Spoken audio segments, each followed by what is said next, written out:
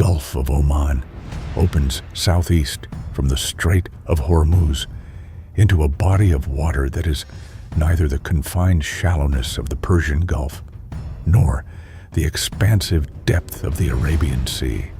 It is a transitional zone, deep enough in its central basin to operate submarines with meaningful tactical freedom, open enough to provide maneuvering room that the Persian Gulf's geometry denies, and strategically positioned so that anything transiting between the Indian Ocean and the Gulf must pass through it.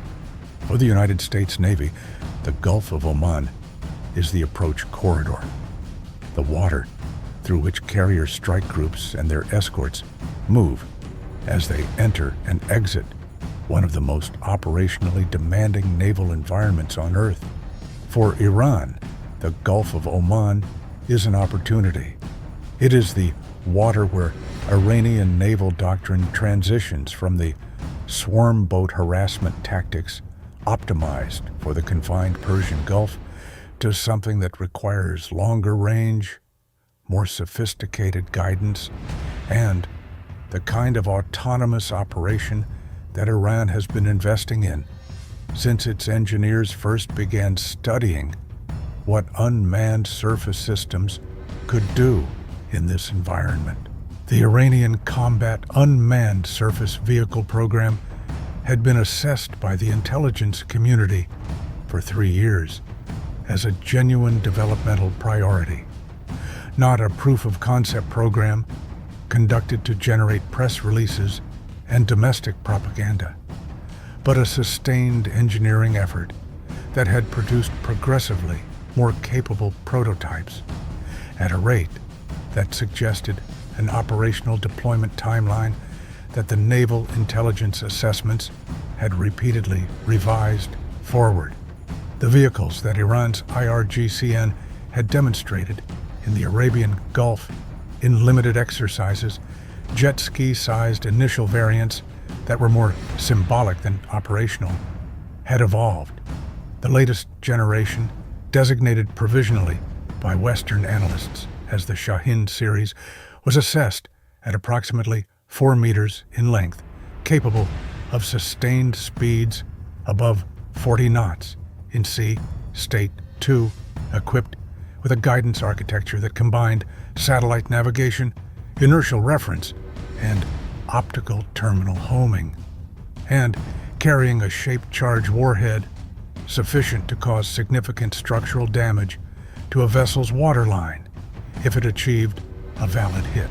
The Shahin variants had been designed with one specific operational concept in mind, not a single vehicle approaching a single target in the hope that it would achieve impact before being engaged. A coordinated salvo, multiple vehicles, launched in sequence from dispersed positions, approaching on convergent bearings that would force a defending vessel's close-in weapons systems to engage multiple simultaneous threats from different directions at close range. The operational logic was the same logic that had driven the development of saturation attack concepts in every domain where precision weapons had made point defense reliable, volume and simultaneity as the counter to defensive capability. A CIWS Phalanx that can reliably engage one threat at a time faces a fundamentally different problem when confronted with 8 threats arriving simultaneously from 4 quadrants. It was a Wednesday. The time was 1933 local. Deep dusk, the sun below the horizon for 12 minutes, the Gulf of Oman in the amber and gray of late nautical twilight that compresses visibility to its most operationally ambiguous range. A United States Navy carrier strike group was in the Gulf of Oman, 58 nautical miles southeast of Ras Al Had on the Omani coast, conducting an eastbound transit. The carrier was recovering her evening strike package. Aircraft returning from patrol cycles. The flight deck cycling through the controlled urgency of a recovery operation. The air wing systematically returning to the ship, while the combat systems watch maintained the tactical picture around the formation.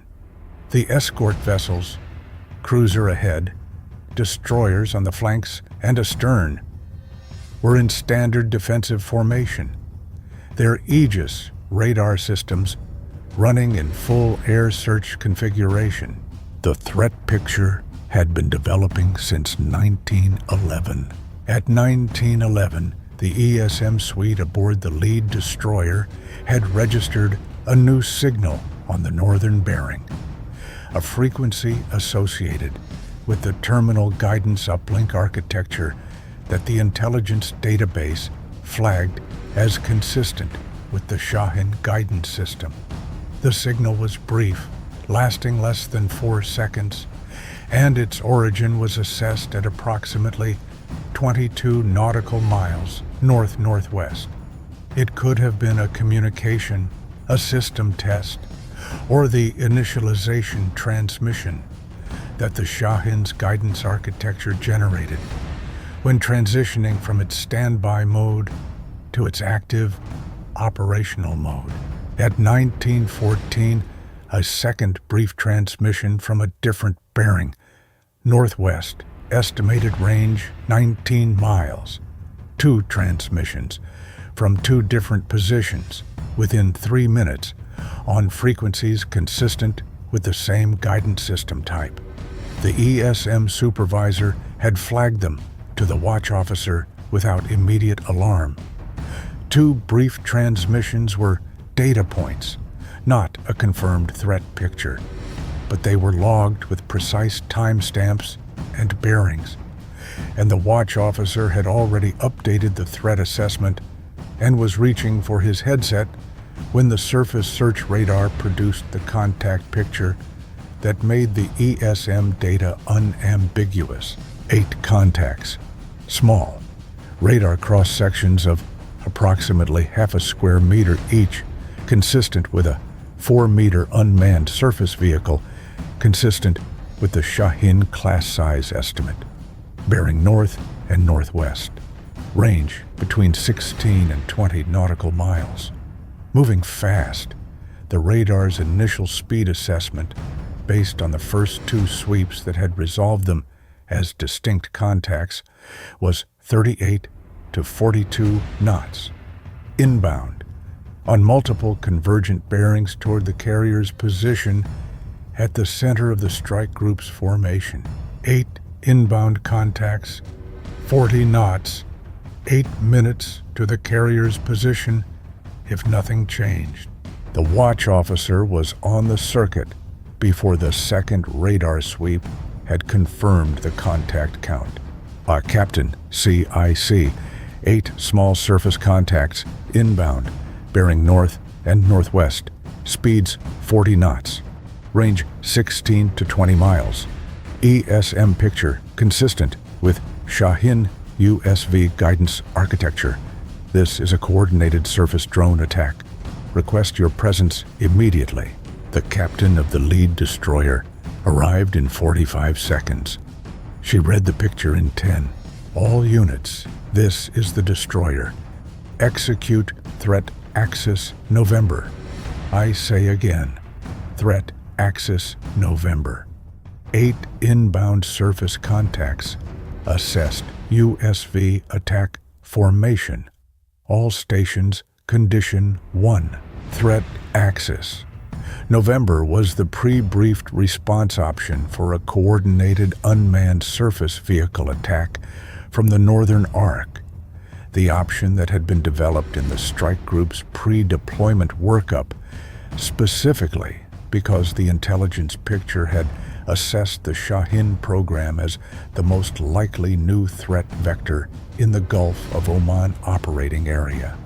The response option specified weapons assignments, engagement sequencing, maneuvering protocols for both the escort vessels and the carrier, and the communications architecture for coordinating a multi-ship defense against a simultaneous multi-axis surface threat.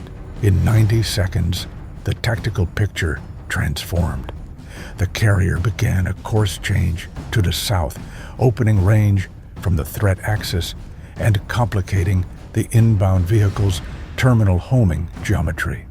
The cruiser, ahead of the carrier, turned northwest, placing itself between the main body of the inbound contacts and the carrier, its own weapon systems brought to bear on the northern arc. The destroyers on the flanks tightened their screening positions. The 5-inch gun aboard the lead destroyer engaged the first contact at 1936, range 11 miles. The system's fire control radar, tracking the small, fast contact and computing firing solutions that the 5-inch crew executed without hesitation. The first round was fired at 1936 and 14 seconds. The contact's radar return disappeared at 1936-29. First engagement, 15 seconds. At sea, distance is language, and 8 contacts at 40 knots spoke a language that required answers in every quadrant simultaneously. The tactical picture at 1936 showed 7 remaining contacts, now at ranges between 9 and 14 miles, their convergent bearings confirmed by the updated radar track. The contacts were not on identical courses. They were on carefully distributed bearings that placed their projected impact points in a pattern around the carrier's original position, a pattern that would have forced the carrier's own close-in defenses to engage threats from north, northwest, and northeast simultaneously. The carrier's course change had altered the geometry, but the vehicle's guidance systems were updating. The bearing rates on the remaining contacts were shifting as their optical and inertial guidance systems compensated for the carrier's movement. The geometry tightens in the Gulf of Oman at dusk, with 7 autonomous surface vehicles updating their terminal guidance solutions against a maneuvering carrier. The next 4 minutes would determine the outcome. The cruiser's 5-inch gun engaged 2 contacts in rapid succession at 1937. Contacts approaching from the northwest at 9 and 11 miles, respectively. The cruiser's fire control system had both tracks resolved at high confidence, the crews executing a sequential rapid-fire engagement that removed both contacts from the radar picture within 90 seconds. The cruiser's starboard CIWS Phalanx was brought to auto-engage mode against any contact that closed to within 3 miles.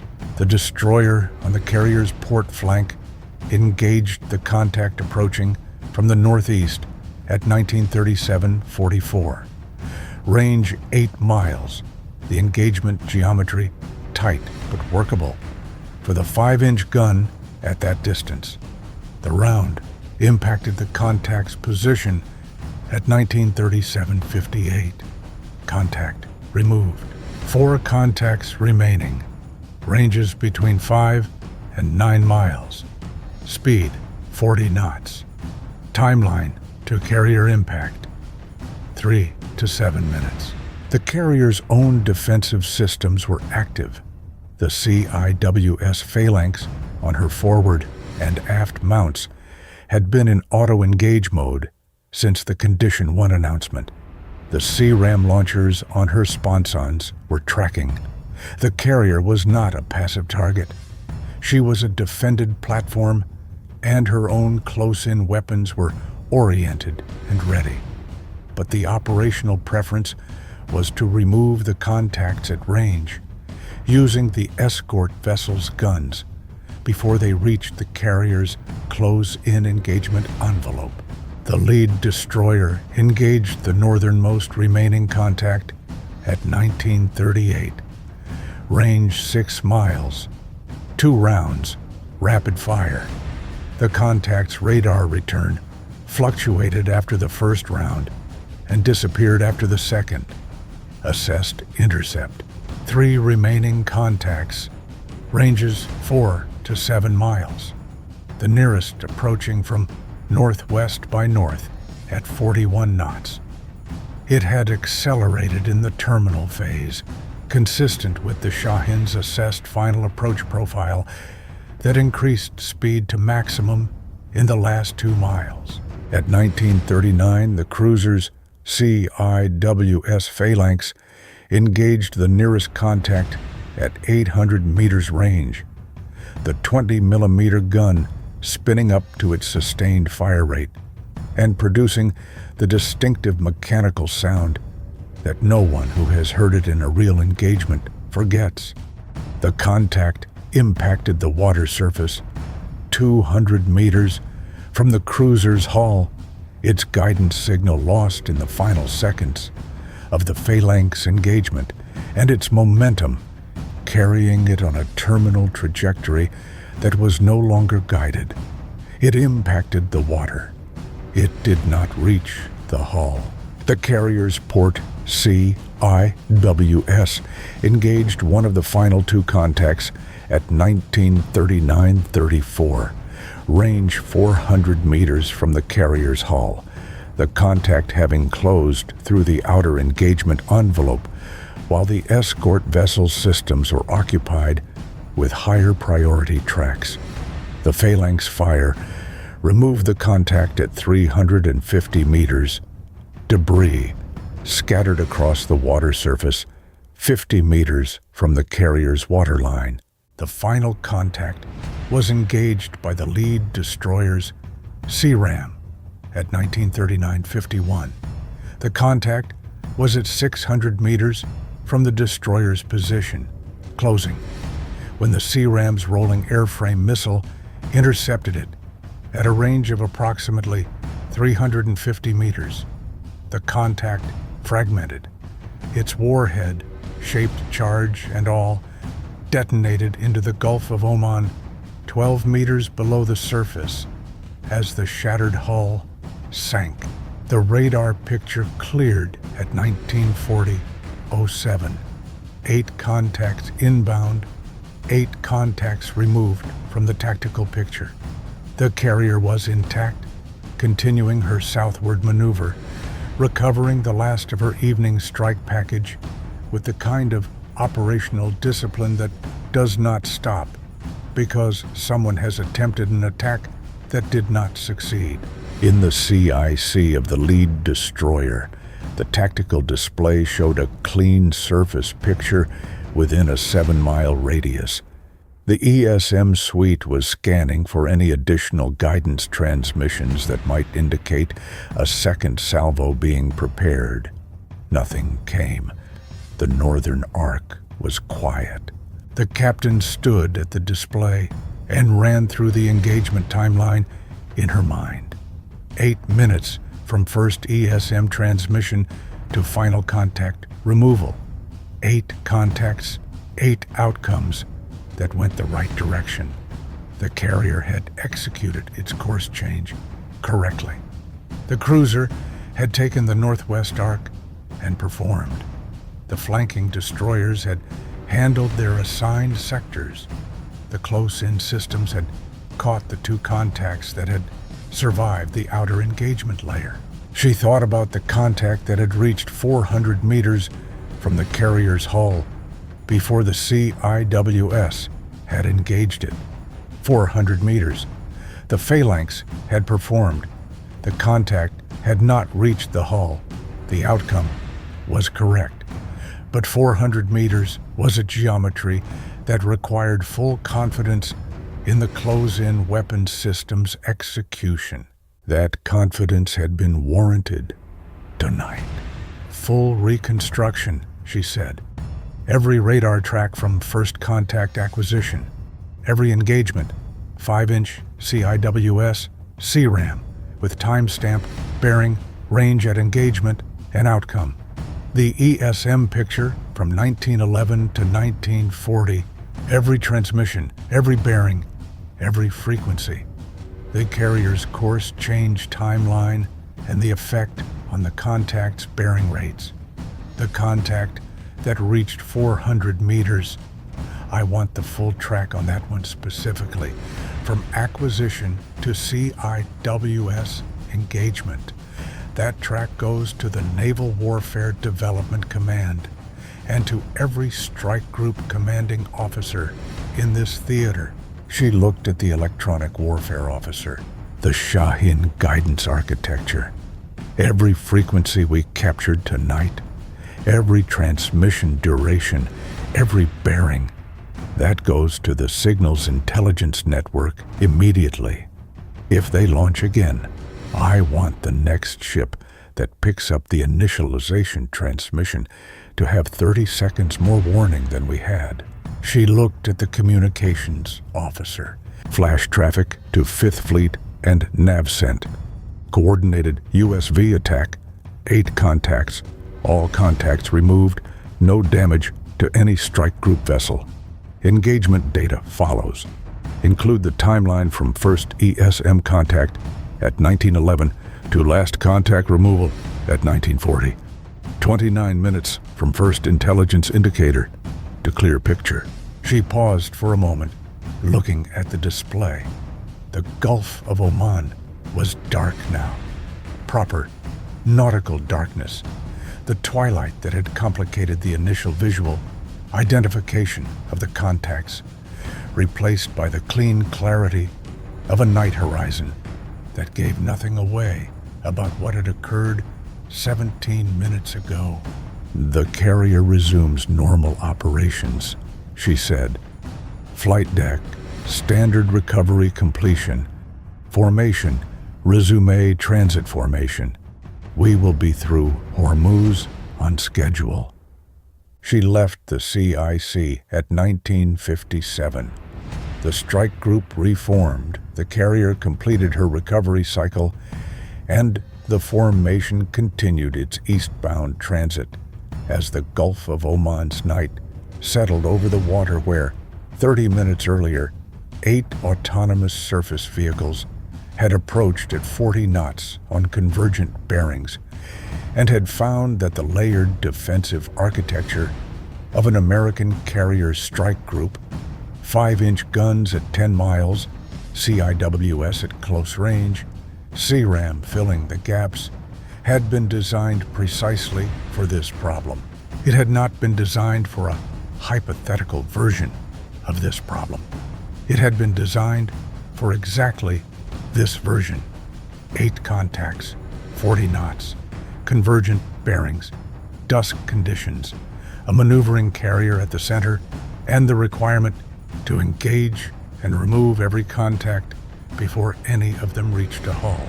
The system had performed, but the contact at 400 meters was a data point that would not be forgotten by anyone who had watched it develop on the display.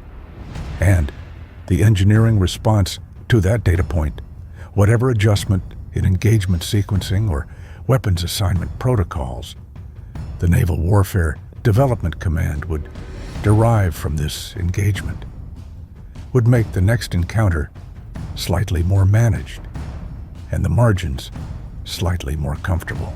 That is how defensive systems improve under operational conditions, not by performing perfectly in exercises, but by being tested against real threats that reveal the specific geometry where the margins are tightest, and by the patient, systematic incorporation of those lessons into the next iteration of the doctrine and the training that prepares the next crew for the next encounter.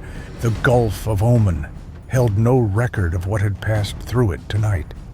The water closed over the debris of 8 destroyed vehicles without marking the event in any way that nature could record. Only the logs mattered now.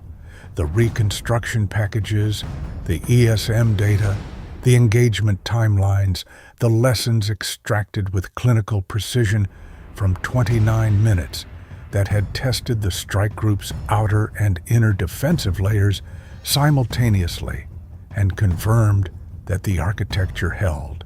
For tonight, that was sufficient.